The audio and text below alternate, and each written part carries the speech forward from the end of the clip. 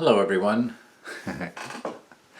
If I start every one of these sessions by telling you I've got one of my favorite things to share, I'm going to look like a Swami with too many favorites.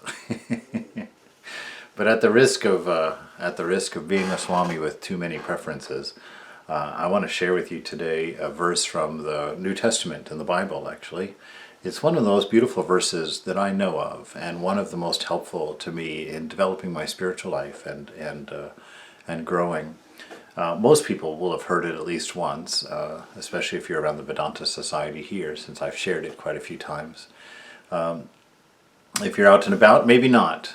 But think of this verse as I read it. It's quite lovely. It's 1 Corinthians 13, which means that it's written to the church in Corinth by the Apostle Paul, who's considered a direct disciple of Jesus, even though he never really met Jesus. He did have a vision, I guess, on the road to Damascus, and so that qualified him as an apostle. And he wrote this letter to the church in Corinth. And he says, "If I speak in the languages of men or of angels, but do not have love, I am only a resounding gong or a clanging cymbal. If I have the gift of prophecy and can fathom all mysteries and all knowledge, and if I have the faith that can move mountains, but I don't have love, I am nothing. If I give all I possess to the poor, and I give over my body to hardship that I may boast, but I do not have love, I gain nothing. Love is patient. Love is kind. It does not envy. It does not boast. It is not proud. It does not dishonor others. It is not self-seeking. It is not easily angered. It keeps no record of wrongs. Love does not delight in evil, but rejoices with the truth. It always protects. Love always trusts. Love always hopes. Love always perseveres. Love never fails." Can you see why I love that verse so much? Why it's so beautiful? You know, I think the fact that all the religions teach that love is the one most important thing. Love toward the divine, love toward each other, love for ourselves. And this is a great way of really learning about that love. You know, one of the things that I do on occasion, one of my weird little habits, is to stand there in the mirror in the morning and go through this verse a few different times. And each time I replace love with a different word. First of all, I like to replace the word love with God, because we know in 1 John God is love. You know, we know from the Vedantic scriptures that he is that bliss, that ananda, that pure love, unconditioned. And so I go through and I say that God is patient, and don't I know it? God is kind, and am I not learning that? God does not envy, he does not boast, he is not proud. God does not dishonor others. God is not self-seeking. God is not easily angered. And how about this one? God keeps no record of wrongs. God does not delight in evil, but rejoices in the truth. God always protects, always trusts, always hopes, always perseveres. God never fails.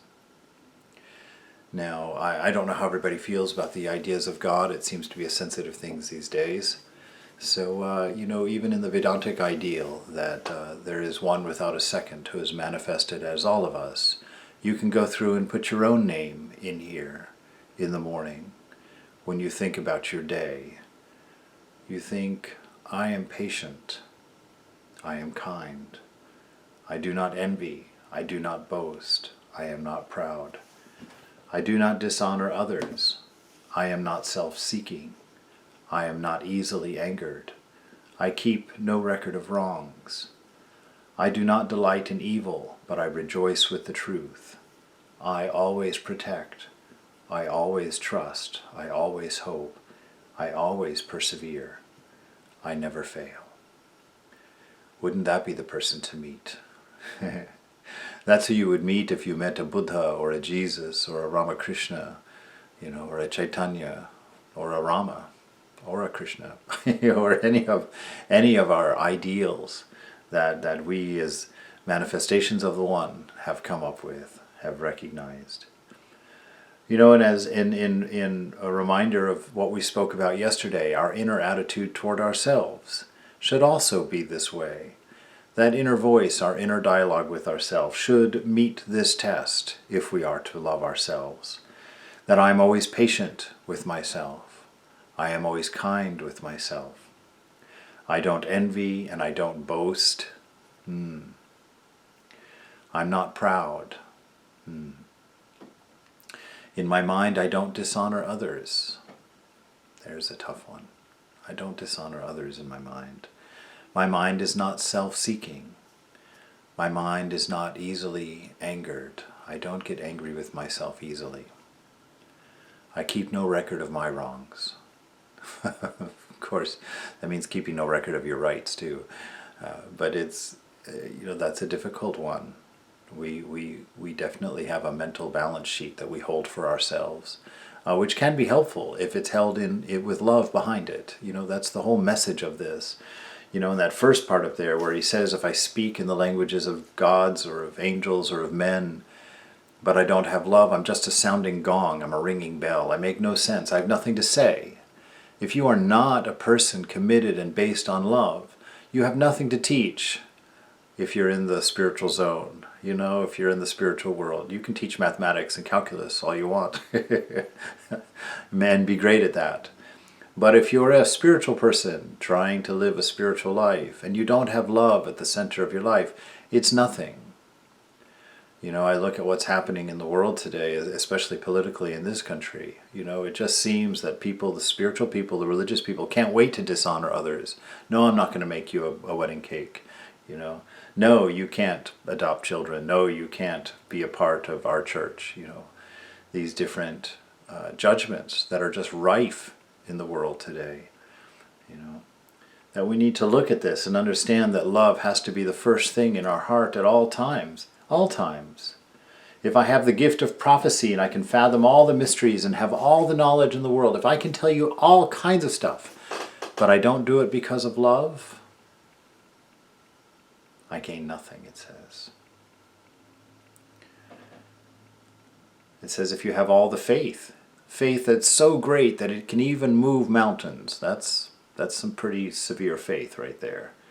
But I have not love, it says I am nothing. Nothing. Each time Paul uses that, he says absolutely not. You're zeroed out. If love is not behind your practice, it's zeroed out. If love is not behind your service, it's zeroed out. If love is not in the words that you speak, they're zeroed out. They mean nothing. Love is the most important thing. When Jesus said that, when Buddha said that, when Krishna said that, when Ramakrishna taught that, they meant it. Love is the most important thing in spiritual life. And it is the only way to manifest God purely, freely, and infinitely in this world. So practice that. Practice that today. Make love the most important thing. When you go to the office, if you're one of the essentials still going to the office, go to the office not to do work, but to love. And let love be behind all of the work that you do. It will make a huge difference, not only to your career, but to the well-being of your office. If you're a bus driver, you're a bus driver secondarily. You love first. That's your primary. When you go to the grocery store, you're going there to love first. To be kind, to be helpful, to look for opportunities, to reach out, to touch our brothers and sisters in the world. Our first reason for doing anything is always love. And the mood of love underlines everything that we do. Brother Lawrence, in his teachings on living in the presence of God. He says that God does not care about the greatness of the work that you're doing, but with the love with which you do it, the amount of love with which you have when you do it. That's what's important. So that's our encouragement for the day today. That's the scripture to lift us up and to set the challenge and to put the bar in its proper place and to go. But be kind to yourself. Be patient. Don't fail. Never give up. Always persevere. Always hope. Always believe. And you will not fail.